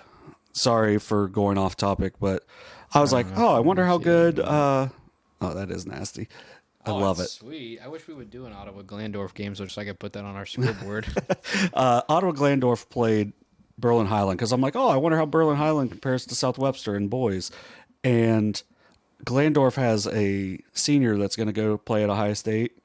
Mm-hmm. Dude is disgusting. Who does? Glandorf? Glandorf does. Sweet. Yeah, they're probably going to be at state in D3. And they had, like, Hiland led most of the game. Their best big tore his knee up in that game, which obviously sucks, which is why I think South Webster has a better chance to go to state now, because I think that would have been kind of a tough matchup for him. But yeah, the kid going to Ohio State hit a 3 at the buzzer that hit every part of the rim, but like it hit like the front bounce, hit the right, then off to the left and went in. But as soon as he shot it, it hit the rim. He started going back to the half court because he knew it was going in, just because of the touch. Hit the Swaggy P thing. Where who was it? Was it Nick Young? Yeah, it was Nick Young. The little shimmy, but he missed. Yeah. No, the shimmy was Kimba. Yeah, but Nick Young turned around and hit with the 3 up, and it rattled out. Kimba Walker, man, what a dude! Actually disappeared once he left the Hornets. Like he was so good. I've never seen. He went from like one of the most underrated to the most overrated player in like a year and a half. Yeah, he went to the Celtics, and then he was done. He was done right after. Yeah. So over at Logan, the Jim Myers Gymnasium. Yeah, Jim Myers Gymnasium. The Jim's gym. Yeah, beautiful purple everywhere. If you like purple, you like Jim Myers Gymnasium. It's very purple. I love that gym. It's talk about the gym. What an athletic complex over there. Chieftain Center. I don't know if they have a name for their football field, but that place. The football field's awesome too. Yeah. So like insane. Baseball field, they have the little like purple monster. I don't know in right field. It's like where there's like a hill, and they just put like brick wall there. It's pretty cool. I hope that even though they're going to be, they're already in the Central. I just hope that even though they're going to be in the OCC, I hope they still host some stuff for the Southeast District. Yeah, especially volleyball. I mean, going down there the last couple of years for volleyball has been a lot of fun. Yeah, and Keith is great to us and everything. So it's I really enjoy going over to Logan, which is why on Wednesday I'll be heading over to Logan. For what? Division 3 regional semifinals. First one will be North Adams at 20-5, taking on the Fort Frye Daddies, the Cadets. These aren't fries, aren't they? Are they? Nuggies. Yeah, they're nuggets. So the Fort Frye Cadets, who, when we mentioned Waterford being the last school in our district, Fort Frye, the first team outside of our district, they really might be outside of probably Amanda, because Amanda, you go around Amanda, you go through Amanda to go to Lancaster, and you get to, I almost said Fisher Catholic. Fisher Catholic's not in ours. Fairfield Union. You get to Fairfield Union by going through Amanda. Fort Frye is like this far away from Waterford, from me and Dewey away. Like, is that a big rivalry, Waterford and Fort Frye? Yeah, but they're not in the same league, because the Twin States League, which is 4 teams. Yeah, 4-team Twin States not League. Even in the state. Yeah, and Fort Frye at 20-6, like that's going to be. I feel like Fort Frye is the favorite in that. It's going to be a matchup of contrasting styles. Fort Frye will grind you to death. but they're not very big. So North Adams will match up with them size-wise. But, man, Fort Frye, if you don't take care of the ball. Beverly, Ohio. Yeah, Beverly. Have not heard of that. Yeah, they're good baseball. They had the all-time leading three-point shooter in Tyler Engel, who went on to play college baseball at Ohio State, of all things. Like, I don't know. I know you're still kind of going through your thing, but like the one thing I would be kind of worried about for North Adams is how they played Portsmouth really close early in the season. I was low scoring. It's 32-28. Well, that's what I was going to get to. Is yeah. Okay, well, you go ahead and get to it then. I would be shocked if it's not Fort Frye and Portsmouth in the regional final. West, I think, presents a unique matchup for Portsmouth because West, like, if you know anything about the West side, they ain't scared of anybody. So the fact that Portsmouth's going to come in as the heavy favorite, it doesn't worry West at all. West has the tough point guard in Emissaire. They've got really good size. And Wisman, one of the more impressive freshmen. Yeah, Emily Moore. Yeah. Kate Rollins. They've got some, and Haley Carver, a freshman that's knocked down some big shots for them as well. So they've got, West is talented. Portsmouth, once again, is going to be the heavy favorite in that game, but West is not going to be scared. If West loses, it's because they got beat. I will say, West, if they get down like they did last year, I don't think they come back. Right. I can't get down by 10 points against this Portsmouth team. Last year, they hadn't really been that far yet. Sienna Allen's only a freshman. And they didn't have any depth, and too. Reed's only a sophomore, and Cantrell's only a sophomore, too. They've been here now. They're used to winning at this point. They're a year older. Can't get down by 10 against them. I don't think you're going to be able to come back, especially with a team that plays like they play like veterans, but they have no senior. Well, they have a couple, but like in terms of their players who play the big minutes, no seniors. But you wouldn't know that by watching them play. Yeah, and that Portsmouth team really tough. And I mean, they are the only team to beat Fairland for a reason. It's you want to watch that? Yeah, if you want to watch that, check out YouTube. It's on our page here. Click here. Or there. I don't know. I don't know where it's at. I don't either. Yeah. It's somewhere on the page. Just go to live. And or you go to playlists, go to girls basketball live streams this year. It's on there. Yeah. Your boy puts out some effort. I do. Yeah. That's why we up those subscriber numbers. But yeah, so Portsmouth will come into that game at 20-5, West at 21-3, and they got off to kind of a slow start, West did, and then just kind of rolled through since their loss to Minford. Wrap up the massacres down at the Waverly downtown. Oh, yeah, those games weren't close at all. Like, Portsmouth won by 37 over Minford, like a good Minford team. Just, that game was over. It was 15-0 at one point. Yeah, I didn't want to say before it started, but kind of like within the first couple minutes it was over. I felt like that game was over a lot. I feel like Webster put up a pretty decent fight, especially considering they were down Bella Claxon the last half of the season. I think it's just but they shot really well. Probably made some shots, and they did because me and my dad were there for that first game. We didn't stay for the Lynchburg and Minford game, but Zimmerman and the younger Claxon, Addison Claxon, made some shots to kind of keep them in it. But once it got to about 15, it was kind of. I mean, you can only make threes for so long, right? If you can't dribble, if you can't tack inside, it's going to be tough. Yeah, so, and then North Adams beat South Point by 20, and then West beat Fed Hawk by 22. So those were the Division III games, which is partially why we didn't do them, although we did a 37-point game, Division II game that we did not think was going to be like that. But if you want to check that one out, check out our live streams and watch Fairland pretty much shoot the lights out. Like, dude, it was nuts. And you want to see what most likely a Final Four team looks like? Yeah, go check out that live stream. That's what it looked like. Then you got North Adams, Fort Frye. I think could be interesting. Portsmouth versus West. I think that could be a little tighter throughout the first half. I think Portsmouth probably pulls away in that. Then Portsmouth versus Fort Frye. The first time they played, Kiki Woods fouled out very early in the third. Like, she couldn't get going at all. And, I think it was like their fourth or fifth game. It was the day after they had lost to Pikeville in Kentucky. and they didn't really seem as locked in as you have to be against a team like Fort Frye. If Fort Frye would have made a couple more shots, because they were getting pretty much whatever they wanted in the first half, if they would have knocked down a couple more shots, they probably win that game. But Sienna Allen played pretty well on the outside of the zone. They good adjustments, by Coach Hughes in that game to put Allen where she did in the zone, and really was able to make some stuff happen in that. I thought Tasha Reed played well that day.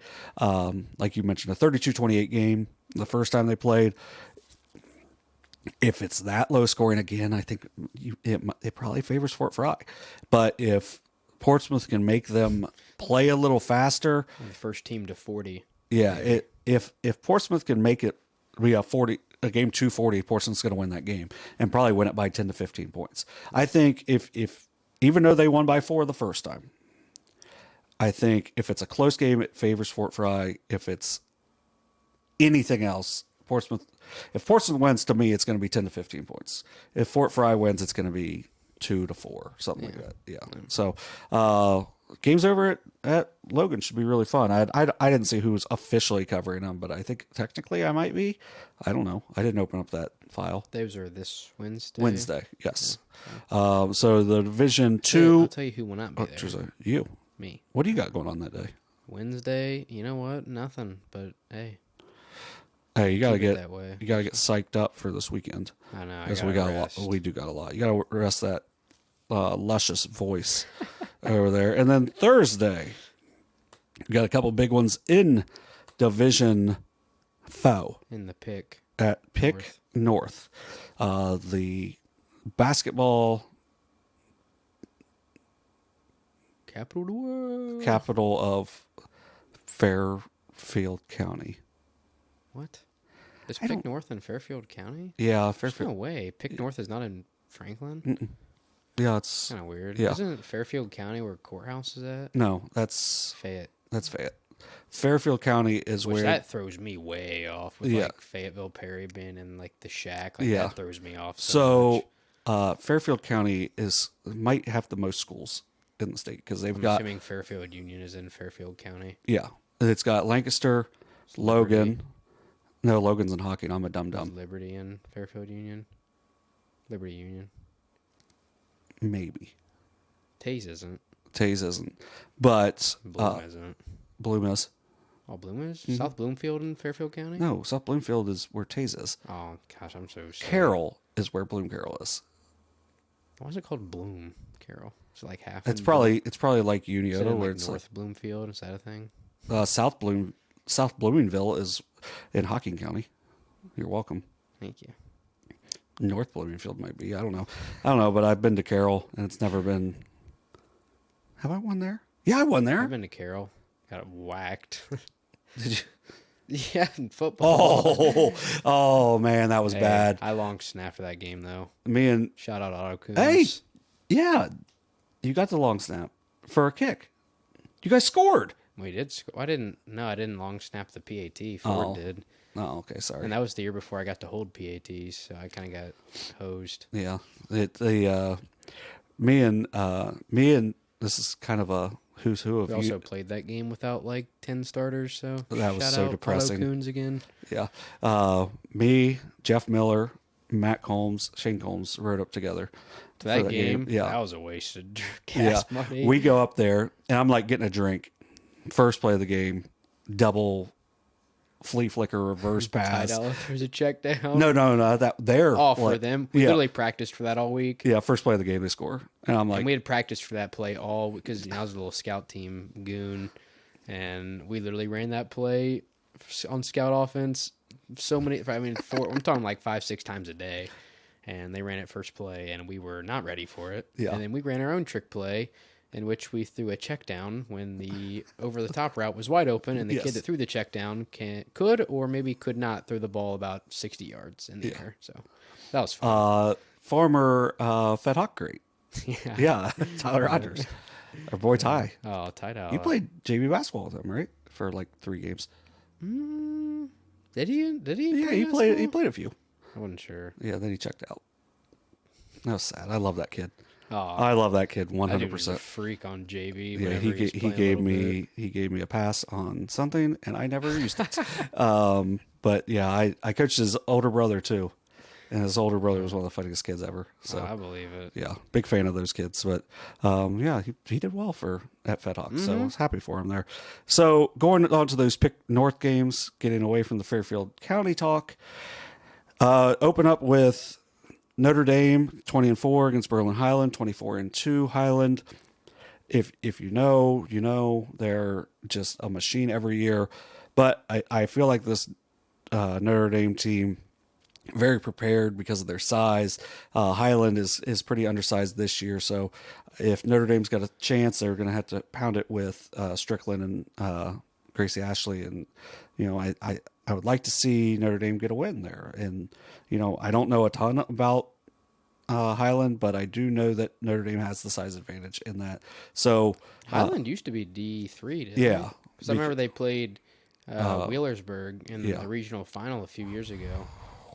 That was a really good Wheelersburg team too. Yeah, I mean, you have to be good to make it to the regional final. Yeah, because that really good Wheelersburg. I think you and Jacob called that game. We called the game before, which was a really good Wheelersburg, put it on a really good Eastern Brown team, and then the next game was just a destruction from the get-go, and that was over at Southeastern. Yeah, big shout out to Leonard Steyer over there, helped us out over there this week as well. So, and then the other game, Waterford and Newark Catholic. Waterford at 21-3, Newark Catholic 24-0. Newark Catholic beat them in overtime earlier this season. So that presented by McDonald's. That one should be a good game. I feel like Notre Dame or Waterford both have at least a puncher's chance of making it to the state tournament. The best thing for the Southeast District would be if they both could win on Thursday. I think we're going to have, usually we have at least one team that'll make it to the state tournament in basketball. I think last year we had two with Wheelersburg and Fairland girls. We might have. I think we got to check this out. Three. I'll tell you what, my three right now that I'm picking, and these aren't even hot takes really. Fairland girls,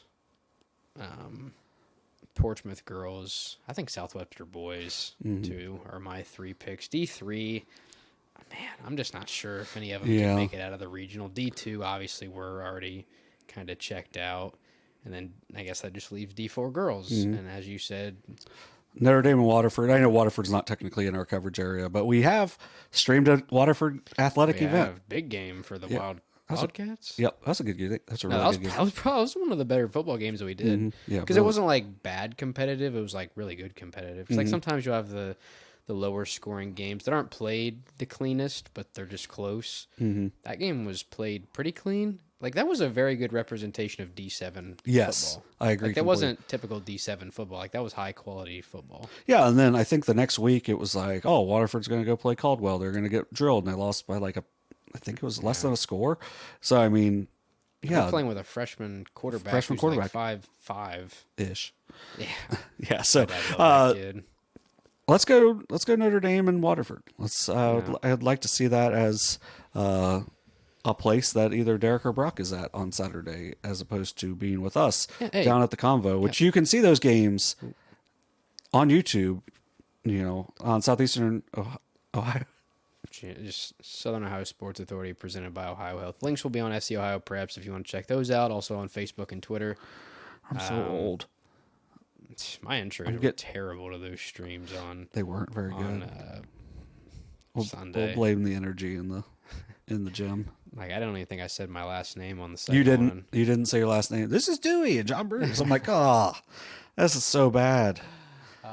You dork. Yeah, that wasn't good. Yeah. I blame that on the hour and a half break in between. We did have a long break. That's what you got for getting some glizzies between the games. I only ate one in between. I ate like 3 before the first game. Yeah, that was your problem. Here's the thing. I don't think anyone seemed to notice, though. What? But I know. This is Dewey. Here's the thing. Saturday, I'm definitely down in some 2 in the Roar Room during the D2 game. Oh, that saved us so much money. I know. Thankfully. Not really. We went to B-Dubs after and got robbed. Let us spin tenders. What are we doing? Yeah, that's whack.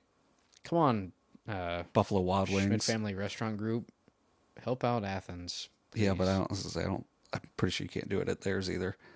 Well, I don't know, but our waitress was 100% checked out. We need to not go. We needed to not go to a college one because she was just like sitting over on her phone the whole time. Like the Fairland boys were in there, and I think there's some other kids that came from the games, and like they took their checks over to her because she just wasn't coming to them with their checks. well, like you just got dipping sauce with them anyway. Yeah, and they screwed up one of my dipping did sauces. Did they charge you extra for that? Oh, probably. I don't know. I didn't look.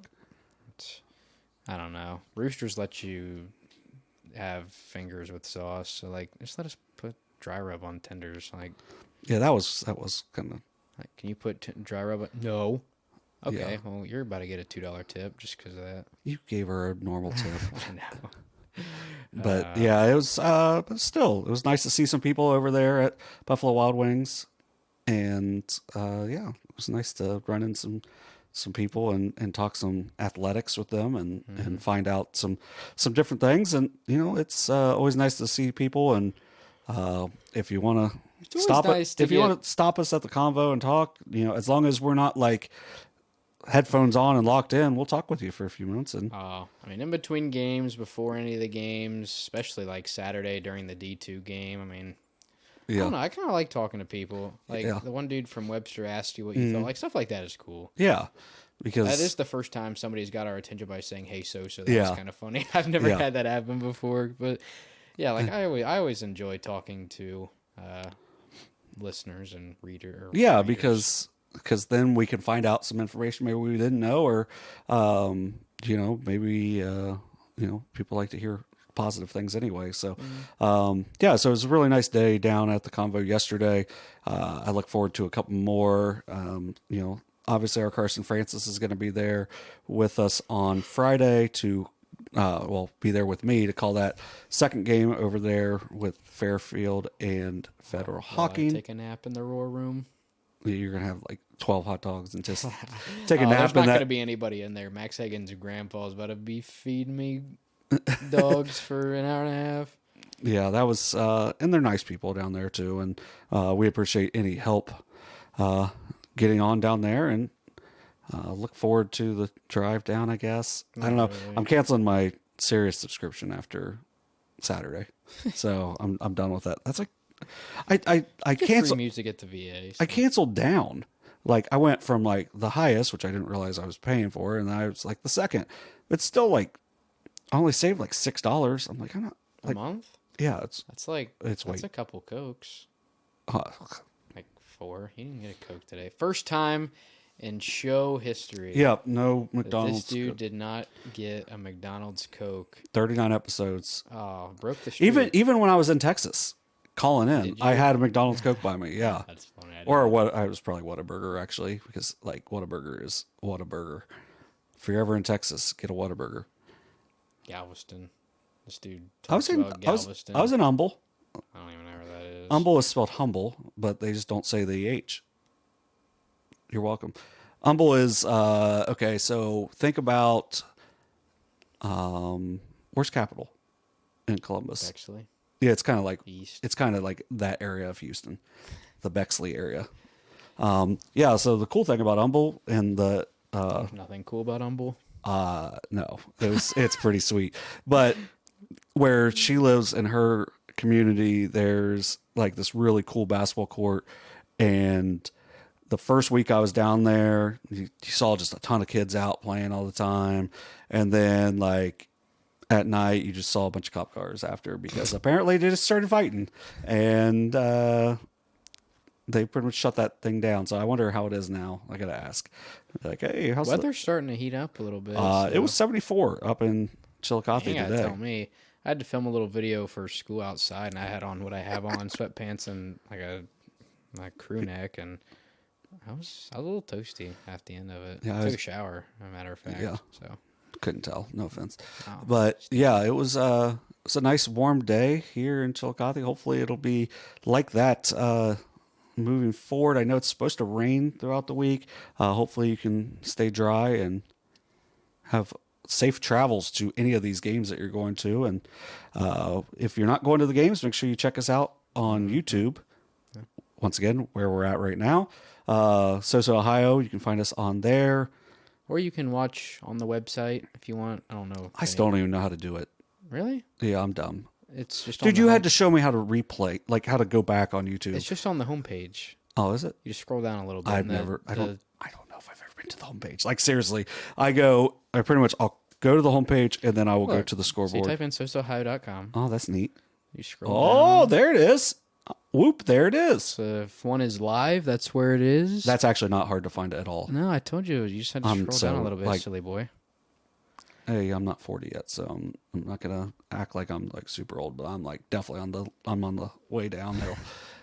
All right. Well, we currently have the camera not even on a tripod. I forgot the connector. No, it's technically on the tripod. It's on, not connected. I forgot the little connector thing for the bottom, so it is currently just like if you flicked it, it would fall off. So yeah, which we can't afford that. So no. And the fact that it has stayed on here for 2 hours is incredible. But speaking of incredible, which one's your favorite Incredible? I don't know. You're a big Jack guy, aren't you? Is Jack the baby. little kid? He's a baby. Yeah, 100% never watched a full movie. That's good. I'm not like, that's Pixar, isn't it? Yeah, but I mean, I figure like the Cars time. I know. I just never really watched The Incredibles. See, I didn't really watch them until I went out to Disneyland and rode the Incredicoaster. That's such a stupid name. Well, they already had a roller coaster, and they're like, "Well, let's retheme it as something." Incredicoaster. Yeah, but it's pretty neato. I would call it neato, mosquito for show. All right, I'm ready. Have you seen the TikToks where it's like lightning strikes a check race? Yeah, And I'm like, ka-chow, ka-chow. Yeah, I watched a couple, and I'm like, oh, this will be There was it's Lightning McQueen. And then I watched the second time, I'm like, oh, this is gonna be it's Lightning McQueen. They got me again. It's like lightning strikes a It was like a track meet. A track meet while they're racing, and it's I'm like morbidly ka-chow, curious. ka-chow. I'm a big Owen Wilson guy. Talking about the Paints player. Go Paints. Roll Paints. Roll Paints for show. John Wynn. John Wynn. Championship. Have another one at. Yeah, championship ring. We got the poker chip thing. Oh, and the ball. And the ball. What's the sponsor of the? What's the sponsor of the thing? Of the Paints? Not the Paints. The First Pitch Classic. Oh, First National Bank. Yeah, First National Bank. First Pitch Classic. Right over here. First National Bank of Waverly. Yeah, nice. So if you want to hear your boy announcing PA players and you want to pick out some songs that are school appropriate, just let me know because we're looking to download more music because... No way. There's like a million songs. Me and Brian were there, on Saturday, and he's like, I just went to like a random letter. I think it might have been Jay, and he was like, why do we have 4 Jody Messina songs? Like, that's a lot of the songs. There's like 50 Taylor Swift songs on there. Those are definitely getting played. Like, if I, no offense, find a school that doesn't give me a lineup or they're not very nice about it, they're getting Taylor Swift every time they come up to bat. Like, so if you hear like, why you gotta be so mean? Or that's rude. That's our song. No, what? I thought there was a song called Mean. Oh no, it's I'll be a rock star and all you're gonna be is mean. When it's talking about Kanye, who's like, yeah, he's psycho and crazy, but like your boy makes lots of money. He's my number one rapper. I haven't listened to anything for a long time for Kanye, but I'm still a big Kanye fan. Yeah, I don't listen to music, so. Yeah, the only music I listen to is at the VA Memorial Stadium during the First Pitch Classic. So, and your boy over there will be doing some solo. I don't know. Broadcasts. Like a couple times. Wait, my bad. Solo. I thought he just did. I thought the thumb was the only thing. Oh. Yeah. I don't know. The last couple of times, like when Carson was there, like he just put a headset on and just kind of chimed in whenever. So probably Kenneth will be with me, but I don't know. That's like 4 weeks away. So 3 weeks away. So might take a little 2-week break after next week. Yeah. Or 1 week. I don't know. Whatever. Whatevs. Kind of ready to go home now. It's always late when we get done. Even though we're sort of home. We've been here for 4 hours. But all right. Yeah, I want to go to bed. Get out, watch some games if you don't want to. Both District 4 Wow. Both Division 4 and Division 3 boys district finals on Friday and Saturday will be live on YouTube or on our website at sosaohio.com, Sosa Ohio on YouTube. If you want to check those out, links will be on Twitter and Facebook, probably not Instagram. That's kind of unused most of the time. But with that being said, unless you have anything extra you want to add in, which I don't, doesn't really seem. This last 10 minutes has been all added in. But that'll do it for this week's episode of SOSA Overtime, presented by McDonald's.